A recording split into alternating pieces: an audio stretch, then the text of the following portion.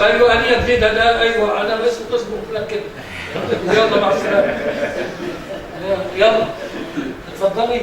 بسم الله الرحمن الرحيم. السلام عليكم جميعا. يطيب لي في بداية مناقشتي أن أتقدم بخالص الشكر والتقدير للجنة الإشراف على الرسالة، الأستاذ الدكتور حشمت عبد الحكم محمدين، أستاذ الإدارة والتخطيط والدراسات المقارنة وعميد كلية التربية جامعة الأزهر، والأخ العزيز الدكتور أبو بكر أحمد صديق جلال، مدرس الإدارة والتخطيط والدراسات المقارنة كلية التربية جامعة الأزهر. وفي الواقع مهما قلت من كلمات لأعبر عن امتناني وجزيل الشكر والتقدير للأستاذ الدكتور حشمت الذي اقترحني بمناقشة هذه الرسالة، فلن أستطيع أن أوفيه حقه. إنه أخ فاضل عزيز وعالم في المجال نتعلم منه الكثير، ومن خلال هذه الرسالة وهذه المناقشة تعلمت من سيادته الكثير من الخلق الرفيع، ويعني شيء نادر في هذه الحياة، لا نستطيع أن نجد مثل هذا الخلق الموجود لدى الأستاذ الدكتور حشمت عبد الحكم لدى الكثيرين في المجتمع. فأشكر سيادته كل الشكر بلا حدود، وسأتعلم تعلما مستمرا من سيادتكم، ليس العلم فقط ولكن العلم والأخلاق وأصول الإدارة في الرسائل والمناقشات. والأخ العزيز الدكتور أبو بكر أحمد صديق يسعدني ويشرفني أن ألتقي بسيادته للمرة الأولى، ولكنني أعرفه قبل ذلك من خلال رسائله، وسمعت عنه الكثير من أعضاء هيئة التدريس بجامعة القاهرة وأيضا من جامعات أخرى، فهو معروف ومشهور في المجال التربوي ومجال الإدارة التربوية والتخطيط التربوي والدراسات المقارنة. وأضيف شكرا ثانيا وثالثا وبلا نهاية لأستاذي الأستاذ الدكتور حشمت عبد الحكم محمدين أن أتاح لي الفرصة أن أجلس إلى جوار قمة شامخة أستاذ الأساتذة، أستاذ الأجيال، الأستاذ الدكتور عبد السلام حامد، الذي تعلمنا الأستاذ الدكتور محمد عبد السلام حامد الذي نتعلم منه جميعنا في جمهورية مصر العربية والدول العربية في كلها أصول وأسس ومبادئ الإدارة.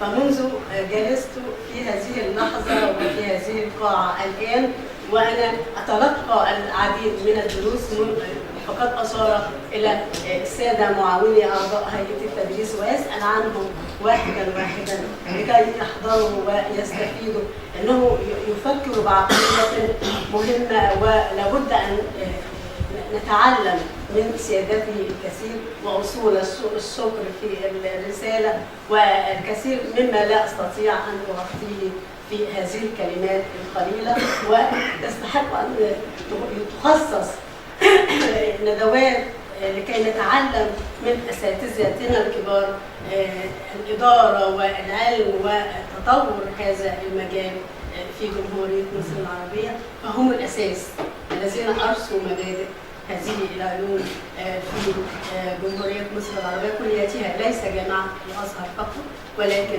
كل الجامعات. ويعني يسعدني أيضا أن بشكل خاص أن أناقش رسالة للباحث شاذلي يونس علي جلال، وسأتحدث عنه إن شاء الله ليس في البداية ولكن في النهاية، ومن خلال عمله شكرا جزيلا ومن خلال شغله وعمله في هذه الرسالة سيتضح من هو شاذلي يونس علي جلال صاحب هذا البحث والرسالة المتميزة التي تظهر من عنوانها حول تطوير وحدات ضمان الجودة بكليات جامعة الأزهر في ضوء مقومات المنظمة المتعلمة. هذه الرسالة التي تتضح فيها وضوحا كبيرا بصمات الإشراف، وفي كل كلمة قرأتها وكل صفحاتها وأنا أجد يعني شيئا متميزا، ومن بداية أن عرفت عدد صفحاتها فهذا الموضوع الذي يغرق فيه الباحثين ولا يستطيعون الوصول إلى ذكر له، استطاع الباحث بمهارة أن يختصر ويوجز ما نجده كثيرا خصوصا في ضوء ثورة الإنترنت وما إلى ذلك، فاستطاع أن يوجز الأمواج العاتية في هذا المجال في 220 صفحة بالإضافة إلى المراجع والملاحق. وأنا أتصور أن هذه الرسالة كان يمكن أن يعني الشغل فيها أكثر من العنوان، فقد أشرت إلى أن تطوير وحدات ضمان الجودة لكليات جامعة الأزهر في ضوء مقومات المنظمة المتعلمة، وكان يمكن هذا في تصوري أنا كلمة كليات أن تكون متضمنة، لأنك أخذت ما هو أكثر من ذلك. أنت أخذت أيضا تحدثت عن جامعة الأزهر وعن مركز ضمان الجودة والتدريب بجامعة الأزهر، فلماذا وضعت الكليات فقط في العنوان؟ كان يمكن أن تكون تطوير وحدات ضمان الجودة ومراكزها بجامعة الأزهر بشكل عام، لأنك يعني استفدت أيضا من المركز وتحدثت عنه كثيرا في الإطار النظري، وهو مطلوب وهو حديث مطلوب في هذا الكلام.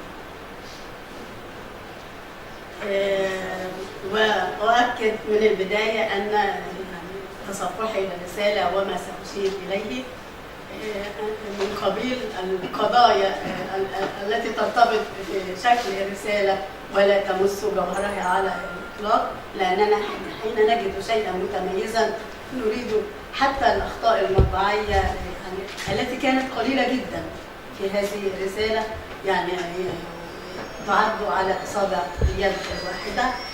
كل هذه الأمور تعتبر من قبيل الشكليات التي نستطيع في المرحلة الراهنة تداركها لكي تكون الرسالة موضوعة على أرفف المكتبات في أحسن صورة، وستكون مرجعا مهما للباحثين من بعده يسيروا على دربه إن شاء الله في خطوات هذا الطريق. في الصفحة رقم ألف وسأبدأ بقائمة المحتويات. أنت ترقيم هذه الصفحة وضعت لها رقم ألف، وفي تصوري وهذا رأي العديدين أيضا أن يكون الترقيم حتى من بداية صفحة العنوان هي التي تكون ألف ولا تكتب، والآية وأيضا صفحات الشكر ألف ب ج، وبعد ذلك يأتي رقم واحد مع بداية الفصل الأول.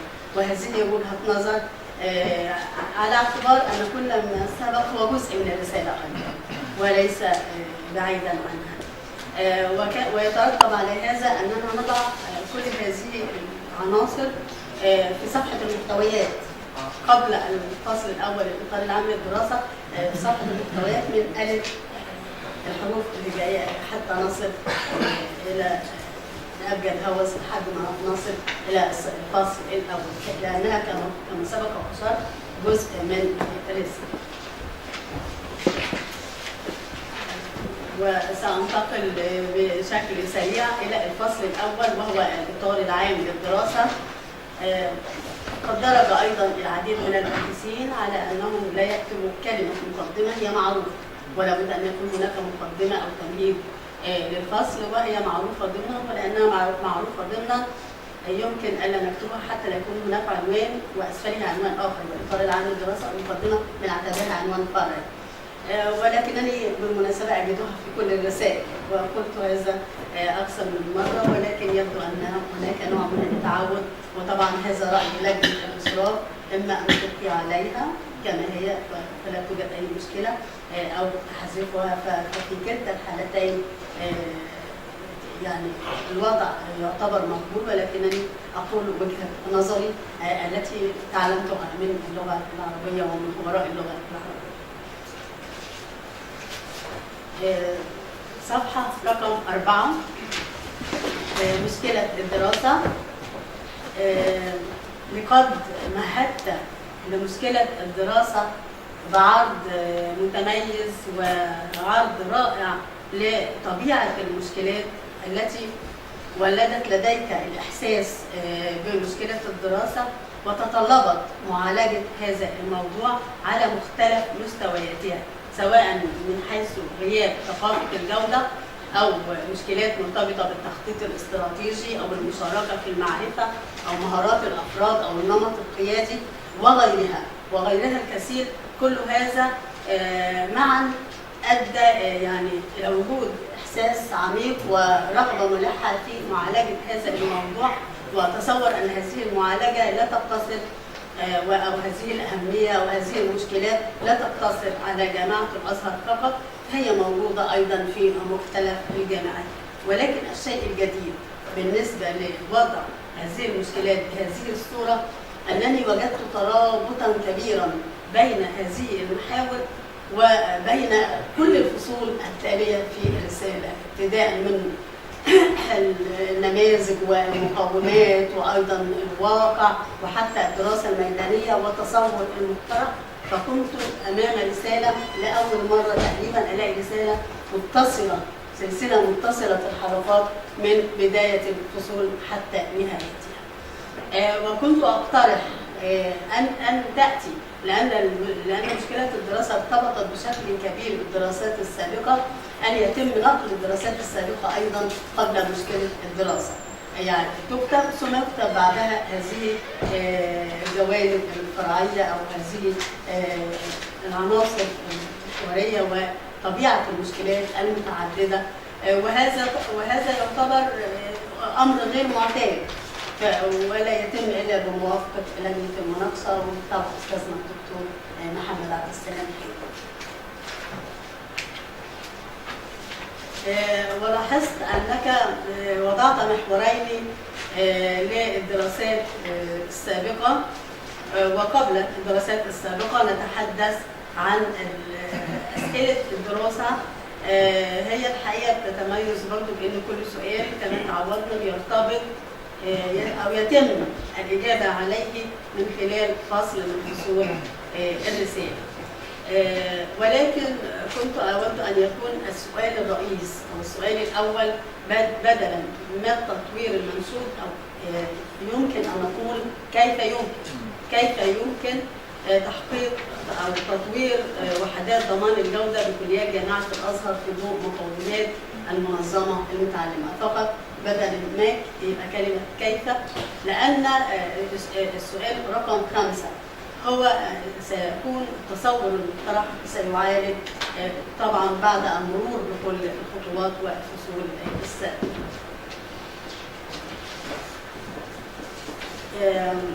مصطلح الدراسة تناولت مصطلح وحدات ضمان الجودة والمنظمة المتعلمة، وهي المصطلحات الموجودة بالفعل في عنوان الرسالة، وهذا ما تعلمناه أن نتناول المصطلحات التي تحدد عنواننا وموضوع رسالتنا. ولكن لست أدري لماذا كنت أتمنى أن يكون هناك حديث أيضا حول مصطلح الجودة نفسه، يعني مصطلح نبدأ بمصطلح الجودة لأنه هو الذي جاء وراءه بكل هذه التفاصيل. وأيضا كنت أتمنى أيضا أن أرى مصطلح مجتمع التعلم فالمنظمة المتعلمة، وقد كتبت عنها فصلين بعد ذلك، وهي شيء أساسي وشيء مهم في مجال الإدارة كما سنرى في الفصول التالية. ولكن المجتمع أيضا أشمل، وهو أيضا أصبح يوصف بمجتمع التعلم. والمنظمة حين في تعريفك لها وهي ترتبط بالمتغيرات الداخلية والمتغيرات الخارجية لابد وأن تكون على صلة بالمجتمع، فالمجتمع أيضا أصبح مجتمع التعلم. ولا أريد أن أقول أننا دخلنا أيضا فيما يسمى اقتصاد التعلم، وكل هذه التوجهات بتؤكد أهمية برضو هذه الرسالة في نفس الوقت أنها تتحدث عن المنظمة المتعلمة أو منظمة التعلم.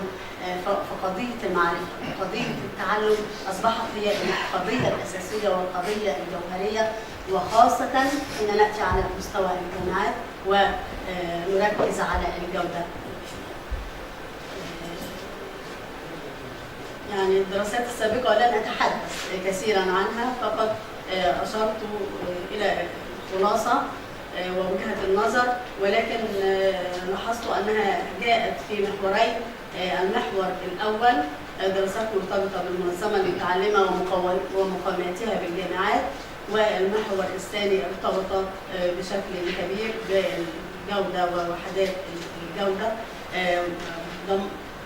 يعني كنت مركزا على موضوع بشكل خاص مرتبطة بوحدات ضمان الجودة بالمؤسسات التعليمية، وهي وفية بالغرض، ولكن لم أجد دراسات أجنبية تحت المحور الثاني، يعني اللي هي الدراسات المرتبطة بوحدات ضمان الجودة.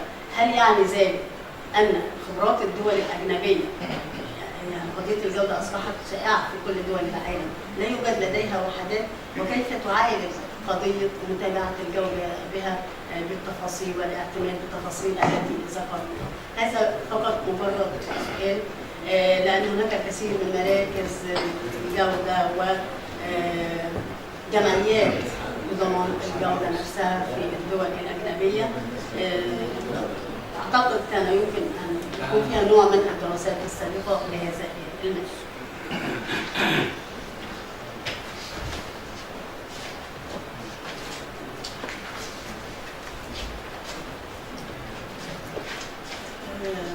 التعليق على الدراسات السابقة تعليق كان يمثل تعليقا وافيا، وأوجه الاختلاف بين الدراسة الحالية والدراسات السابقة، وأيضا تمت الإشارة إلى أوجه الاستفادة وصولا إلى خطوات السير في الدراسة. خطوات السير في الدراسة لاحظت أنها جاءت مختصرة وبالدرجة الأولى ترتبط بالفصول، وهذا شيء مطلوب، ولكن كانت تحتاج إلى تفاصيل أكثر، لأن الفصول الدراسية موجودة بالفعل في قائمة المحتويات، فكنا نريد خطوات ننتقل مثلا من الإطار العام إلى الإطار النظري، ومن الإطار النظري إلى التطبيق الميداني، ومن التطبيق الميداني وقبله الإطار النظري بنصل إلى تصور المقترح في عملية أيضا متسلسلة بنفس الخطوات التي سرت فيها، ولكن يعني تبين لنا بتفصيل أكثر من الفصول، من يعني نضع الفصل الأول أو الثاني أو الثالث. وأنتقل بشكل سريع إلى الفصل الثاني. تقول الفقرة الأولى يتناول هذا الفصل. أنا أفضل أن نستبدل كلمة هذا، أو أن أقول يتناول الفصل الحالي الأسس النظرية والفكرية، ويسير كما هو مكتوب.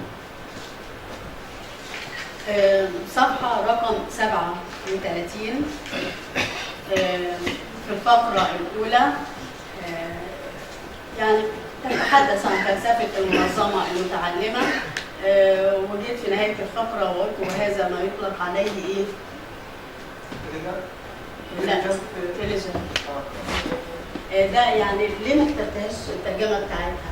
حرفيا ما كانتش هتبقى الفشل الذكي. انت بتتكلم باللوجيزم، لما تقول لك جاوب تجاوب، مش عاوزك تجاوب، يا اما تجمع وتجاوب مره واحده. فهمت من قوله الان انه يخشى من ان تكون الترجمه الحرفيه مختلفه عن كنت اريد ان اعرف وجهه نظري وفهمتها من الكلمتين في المره القادمه ان شاء الله.